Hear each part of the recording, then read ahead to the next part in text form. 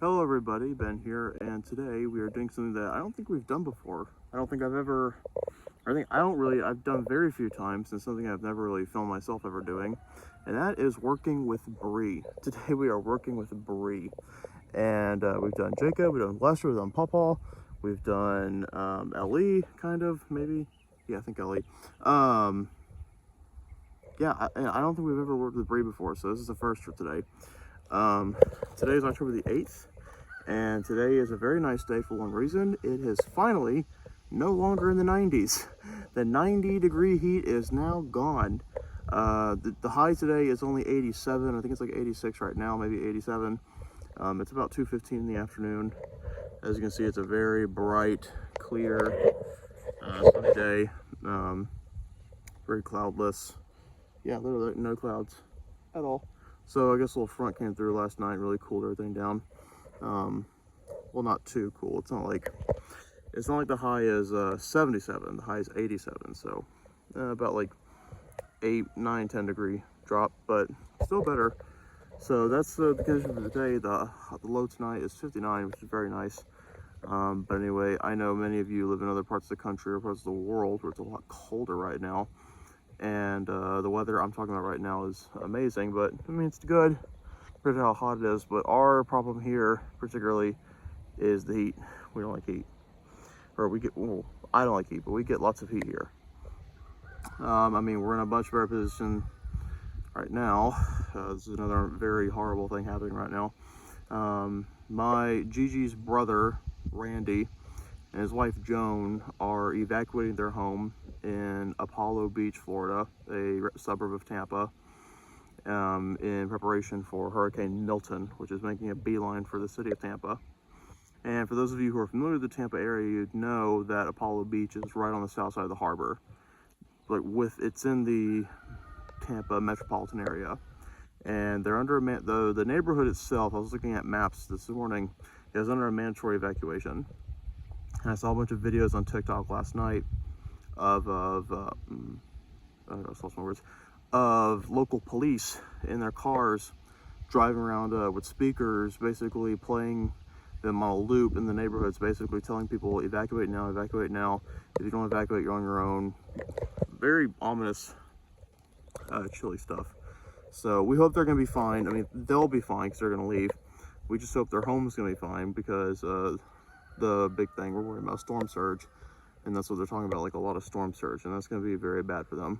But I think they're leaving today because the storm's going to hit tomorrow night.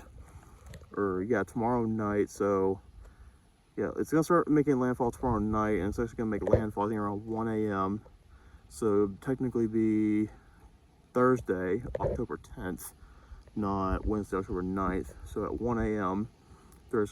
Thursday, October 10th is when the storm's gonna make landfall in Tampa. But that situation, we're kind of monitoring that because it's affecting them. And if any of you are in that area, I would suggest, especially if your local authorities are telling you to evacuate, get out. Really, please, just get out.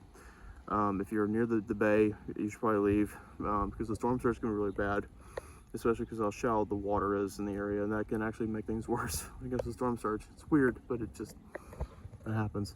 But yeah, we're praying for them, praying for their home, and we're praying for all of you who are in that area too. And we're still unfortunately praying for the people who are affected from Hurricane Helene, whether it be in Florida, Georgia, South Carolina, North Carolina, Tennessee, or anywhere else that might be affected. But yeah, I also want to go ahead and real quick before we get into the video, I know I've been talking for like 4 minutes now, but I want to go ahead and say one thing. I made a mistake. I made a very unfortunate mistake last week when I made the video about Hurricane Helene, me talking about it. I think that was Monday, September 30th. Yeah, last Monday. And I posted a link to the Red Cross. And I forgot, we don't really donate to the Red Cross anymore. Not in this family, and I don't think anyone should. And if you personally were helped by the Red Cross, good for you, but I've heard way too many horror, but I have heard, and we here in Plum Grove have gotten some horror stories about them. this is a technicality, but DG and Pawpaw had donated to the Red Cross, I think, like for 20 years prior to Hurricane Harvey. So I guess like since like the 80s or 90s, DG and Pawpaw had been donating to the Red Cross. I think like, you know, $50, $100 a month regularly. And then come Hurricane Harvey, August of 2017, you know, DG and Pawpaw really need the money more than ever because, you know, we didn't have the money back then we have now. We didn't have the YouTube and all that stuff. So we didn't have a lot of money back then. Or they didn't. And where was the Red Cross? I don't know. They weren't here. They weren't gone. We got money from FEMA, but I don't think we really got any money from the Red Cross. So, but yeah, we got money from the government. We didn't get money from the Red Cross. So, you know, I mean, I didn't flood. I mean, G and Pop, but because our house was fine. We lived in Cut and Shoot. But, yeah, they were nowhere to be found. Also, I heard a bunch of I've read horror stories from people in New Orleans. Supposedly, the Red Cross had hundreds of thousands of dollars that they were saying were going to go to buying new school supplies for children in New Orleans who lost everything in Katrina, and that money apparently got embezzled. So I don't want to sit here going over all the horrible things the Red Cross has supposedly done. I know they messed over G and Pop really bad in Harvey. And so G no longer donates to the Red Cross. They donate to Samaritan's Choice, or no, Samaritan's Purse. I don't know, I said choice. Samaritan's Purse, which is a really good charity, handing out food, water, medical supplies, other things that the people need in the disaster zones. So I know we haven't gotten the video yet, and it's almost 7 minutes in. I'm sorry, but I just want to go ahead and say that I made a big mistake. Don't donate to the Red Cross. Give to Samaritan's Purse. Way more reliable, better evidence of actual doing stuff for people, and no history of embezzlement and screwing people over. So yeah, go look at the link of that video and you'll see the link down to their donation page. And I ask that we still donate to them. They still need help in that area, especially. And okay, so enough talking, and now we're gonna go ahead and get into the video. Let's get to work. And if you're still listening after all the rambling, thank you, but let's get into the video now. Okay, so as you can see here, I didn't film this yesterday because I forgot my phone, really honestly. But as you can see, all these limbs are leftovers from Hurricane Beryl, and it's been 8 months. It's been 3 months. Today's October 8th. It was July 8th when Hurricane Beryl hit here in Southeast Texas. So these limbs are from 3 months ago, because you know today's the 3-month anniversary of the hurricane, and so they've been sitting out in the goat yard, or not the goat yard, but Bree's big goat pasture.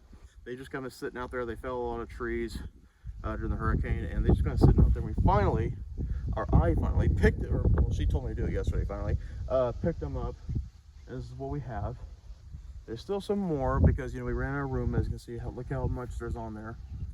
But we ran out of room, and we have these, and we're gonna just put these on the burn pile with the rest. We burned a lot of it, but there's still some trash, some all wood, natural stuff that can't burn, but mostly all kinds of other junk that's from the hurricane and limbs that need to be cut. They need to be cut down in other situations. But this is one thing that needs to be done. Just kind of throw these limbs off and put them onto the pile. But we're going to start doing that right now, I guess. Let's go.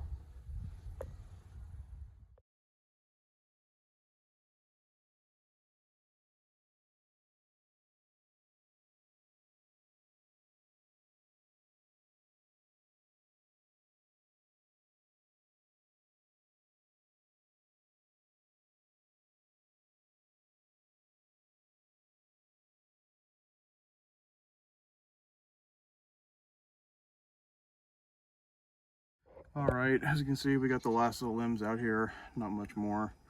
That's everything really. Got some green stuff in here too. The goats really like that stuff. They really love that. I guess there's more. Oh, those are on the other side. But these goats over here really like the green leaves from some of the other trees that some of the overgrown limbs that we had to cut. and some of those are live oak and magnolia. They seem to really like that. These goats, unfortunately, are over here. These are Jacob McDaniel's goats. But we don't have any food for y'all. Sorry, all the food is for Papa's goats. But y'all got plenty of grass that you guys can see out there. So they shouldn't have a problem with food. They got plenty of it out over there. So anyway, that's really all for today. And I know there wasn't too much, but thank y'all for watching anyway. I'll try to have more later this week. And as always, thank y'all for tuning in today to another episode of the Daily Life and Adventures of Ben. Hope you like this episode. And as always, thank you.